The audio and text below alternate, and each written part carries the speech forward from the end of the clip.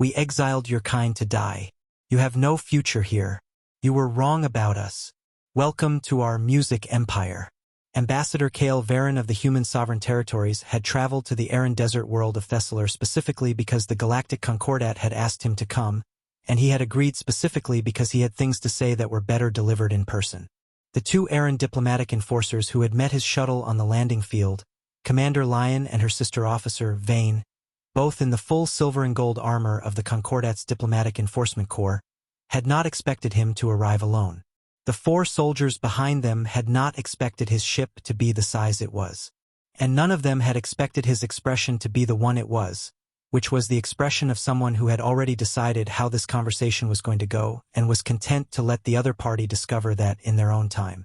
Lion raised her armored finger and pointed it directly at him, which was the errand version of an accusation being formally delivered. You are in violation of the exile protocol, she said. The human sovereign territories occupy 9 systems beyond the dead zone boundary. The Concordat has catalogued your expansion and declares it in breach of the 200-year agreement. Kale Varin looked at her finger, then at her. The agreement, he said, exiled humanity to the dead zone. It did not prohibit us from expanding beyond it. Once we had established there the spirit of the agreement. The spirit of the agreement, he said pleasantly, was that humanity would cease to be a problem. We understood that. We understood it 200 years ago, too. He looked at the ship behind him, not the shuttle, which was a shuttle, but the vessel visible above the desert horizon, the one that had not landed because it was too large to land here comfortably. The problem with exile, he continued, is that it assumes the exiled party runs out of options. We didn't. This was, in the considerable understatement tradition of human diplomatic communication, accurate. The dead zone had been called that for a reason. It was a region of space that the Concordat surveys had assessed as containing no usable resources, no habitable worlds, and no infrastructure from which a species could realistically build anything. The assessment had been correct in the sense that none of those things existed there in a form the Concordat knew how to use. Humans, it turned out, were good at finding things in unexpected places. The first breakthrough had been the mineral deposits in the dead zone's outer asteroid fields. Compositions the Concordat survey equipment had marked as inert but which human metallurgical analysis had identified as containing alloys that, under the right processing conditions, produced materials stronger and lighter than anything in the Concordat's standard construction catalog. The second breakthrough had been the atmospheric chemistry of the dead zone's one planet, which was not habitable by Concordat species standards but which had conditions that human agriculture, adapted for exactly this kind of adversity over 10,000 years of farming difficult land, had managed to turn productive within 30 years. The third breakthrough had been the humans themselves. 200 years of exile produced a specific kind of human, not beaten, not reduced, not the species the Concordat had assessed as manageable.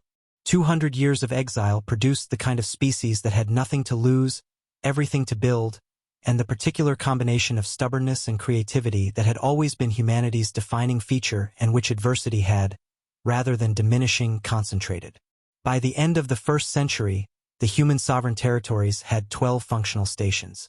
By the end of the 2nd century, they had 9 inhabited systems and a fleet that the Concordat's intelligence division had spent 3 years trying to accurately count and had concluded was larger than their initial estimates by a factor they did not want to publish. Kale Varin looked at Lion's pointing finger and thought about all of this. The Concordat, he said, exiled humanity because it considered us a threat. This was, I want to be clear, not entirely wrong. We can be quite threatening when motivated. He paused. The error was in the method. Exile didn't reduce the threat. It removed all the incentives we had to be cooperative. You will withdraw from the 9 systems, Lion said.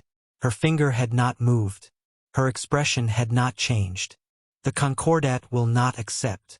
The Concordat, Kale said, will accept what is in front of it, which is 200 years of work that produced something your surveys told you the dead zone couldn't support. He looked at the spacecraft above the horizon. We are not here to negotiate withdrawal.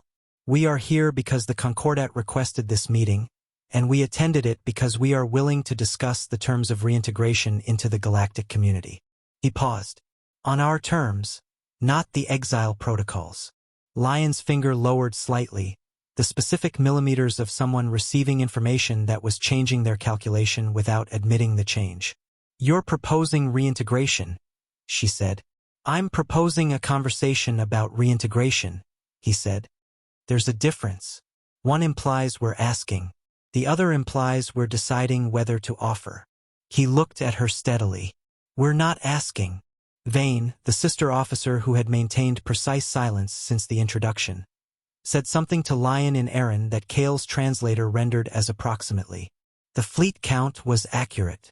Lion's expression did not change visibly, but something in her posture did, the specific adjustment of someone who had reweighed a situation and was managing the reweighing professionally.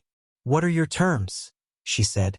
Kale Varin looked at the desert around him, at the 4 soldiers, at the ship above the horizon that the Concordat's intelligence division had not accurately counted, at the 2 Aaron diplomatic enforcers who had come to tell him he was in violation of an exile protocol that had been designed to end humanity 200 years ago. "Full recognition of the human sovereign territories," he said. "Concordat membership on equal footing. Trade access." And he paused because this was the one that was going to land differently than the others. An acknowledgement in the formal record of what the exile was for and why it didn't work. "You want an apology," Lion said. "I want accuracy," he said. "Apology."